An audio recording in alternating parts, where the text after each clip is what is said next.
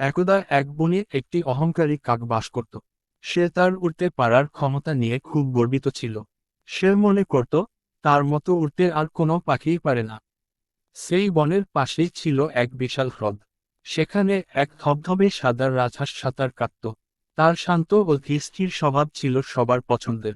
একদিন কাকটি রাজহাঁসের কাছে এসে অহংকারের সাথে বলল, তুমি তো কেবল জলের উপর ভেসে থাকতে পারো। আমার মতো আকাশে উড়ে বেড়ানোর ক্ষমতা কি তোমার আছে? চলো, আজ আমাদের মধ্যে একটি প্রতিযোগিতা হয়ে যাক। দেখি, কে এই বিশাল হ্রদ পাড়ি দিয়ে ওপারে আগে পৌঁছাতে পারে। রাজহাঁস মৃদু হেসে কাকের প্রস্তাবে রাজি হয়ে গেল। প্রতিযোগিতা শুরু হলো। কাকটি খুব দ্রুতবেগে উড়তে শুরু করলো।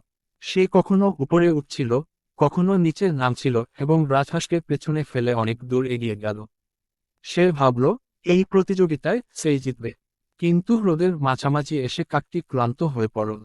তার ডানা ভারী হয়ে এবং সে আর উঠতে পারছিল না। তার মনে হলো সে বুঝি এবার জলেই ডুবে যাবে। অন্যদিকে রাজহাঁস শান্তভাবে এবং স্থির গতিতে উড়ছিল। সে দেখল কাকটি বিপদে পড়েছে। দয়ালু রাজহাঁস দ্রুত নিচে নেমে কাকটিকে তার পিঠে তুলে নিল এবং নিরাপদে হ্রদের অপর পারে পৌঁছে দিল। কাকটি লজ্জায় মাথা নত করল। সে তার ভুলের জন্য রাজহাঁসের কাছে ক্ষমা চাইল এবং বুঝতে পারল যে নিজের শক্তি নিয়ে অহংকার করা উচিত নয়।